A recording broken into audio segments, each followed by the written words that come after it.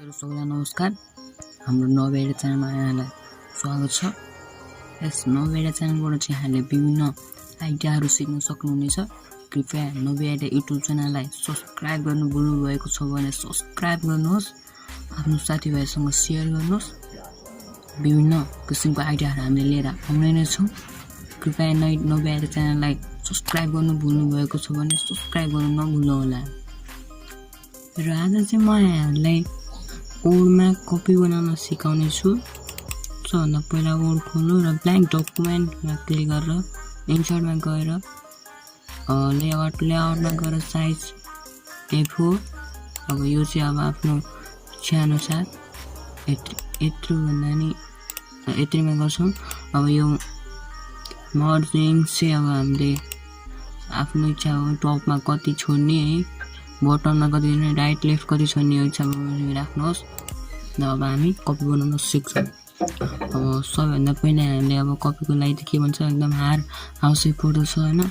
हाम्रो लागि टेबलमा गएर हामीले टेबल चुज गर्छौँ। चुज गरेपछि यतिमा त हुँदैन कपी, ट्याप थिचेर धेरैवटा हार लिएर आउँछ।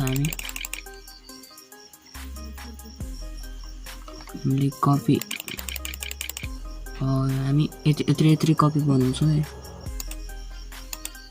ल हामीले अझ ठुलो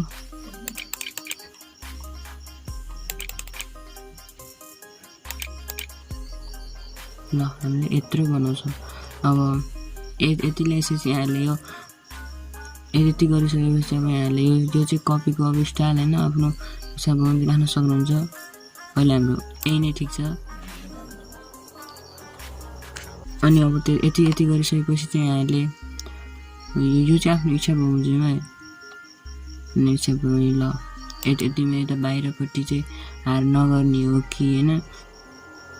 अब यो त माथि त अलि अर्को हुन्छ। अब यसको पनि मिलाउन सकिन्छ यता।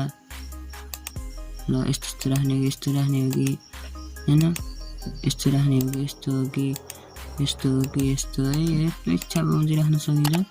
हामी चाहिँ अब सुरुकै यही राखेर गर्छौँ, एउटा कपी बनाउँछौँ। अब यति तान्नुहोस् यहाँहरूले पनि। यति तानिसकेपछि यहाँ पनि अलिकति बढाउनुहोस् यति जति। र यति बढाइसकेपछि यहाँहरूले इन्सर्टमा गएर सेपमा गएर यस्तो ल्याएर यहाँबाट एकदम राम्रोसँगले सिधा तान्नुहोस्। सेपमा गएर यो लिएर आएर यो यसरी सिधा तान्नुहोस्।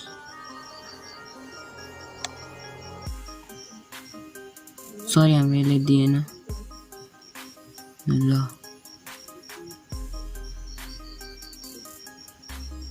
एकदम सिधा है। ल यति गरिसकेपछि फेरि अर्को पनि सेपमै गएर अथवा यसलाई क्लिक गरेर राइट क्लिक नगरे पनि यसलाई कन्ट्रोल सी गरेर कन्ट्रोल बी गर्नुहोस्। र यसलाई यस्तो थोरै ठाउँ छोडेर अझ यसलाई जुम गरेर गर्दा पनि हुन्छ। ल अथवा यतैपट्टि ल हाम्रो यतापट्टिको आकार भइसकेको छ। अब फेरि अर्को ल्याउँछौँ हामी। सेपमै गएर यसमा क्लिक गरेर हामी यता लान्छौँ, अथवा क्लिक नगरिकन यसलाई कन्ट्रोल सी गरेर यता क्लिक गरेर कन्ट्रोल बी गर्छौँ। र यसलाई बोकेर लिएर आएर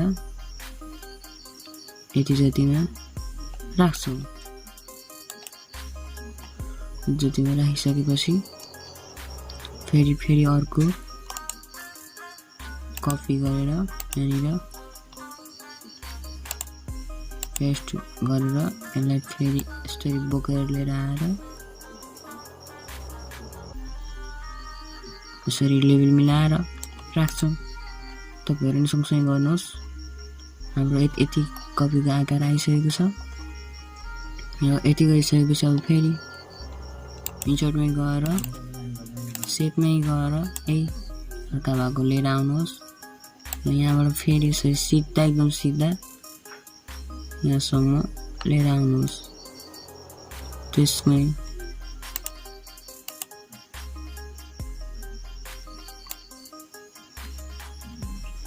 यो अब फेरि यसलाई कन्ट्रोल अथवा कपी गरेर यहाँनिर पेस्ट गर्छौँ। कन्ट्रोल भी गर्छौँ। यसलाई फेरि बोकेर लिएर आएर यहाँ राख्छौँ। हामी यहाँ फेरि ल कपीको आकार आइसकेको छ।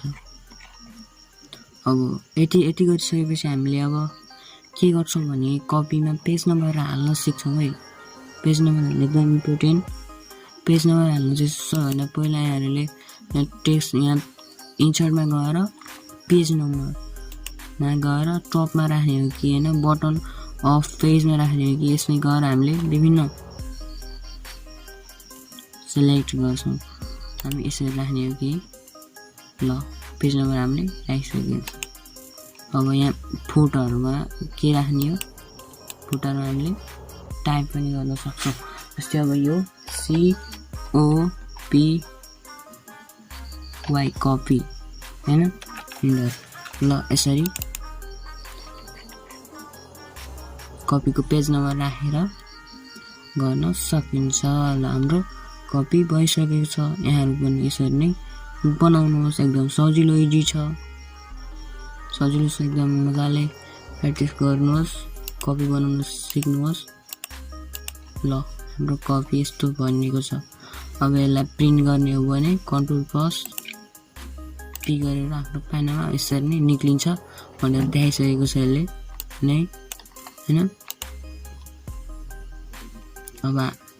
अब यहाँहरुलाई चाहिँ अर्को कुरा म के सिकाउँछु भने फाइलहरु सेभ गर्न सिकाउँछु। अब फाइलहरु सेभ गर्न लागि चाहिँ कन्ट्रोल प्लस यास गरेर अब डेस्कटपमा गएर आफ्नोमा गएर यो के छ कपी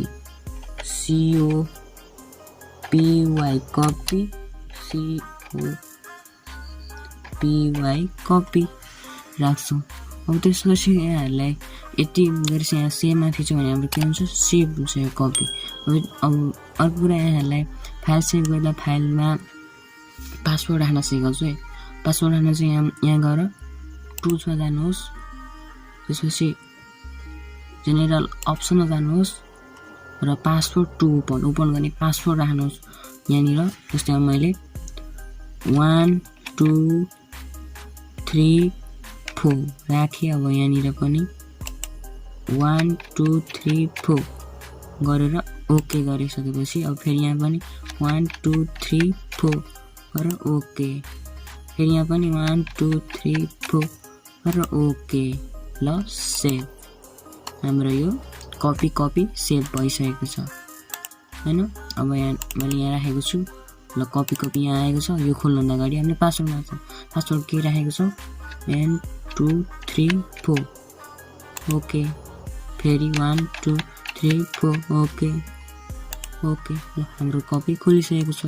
यसरी यहाँहरुलाई कपी बनाउनुको सट्टैमा यहाँहरुलाई एकदम इम्पोर्टेन्ट फाइल सेभ गर्न र त्यसमा पासवर्ड राख्न सिकाइसकेको छु। यति सिकाउँदै आजको भिडियोबाट चाहिँ बिदा हुन चाहन्छु।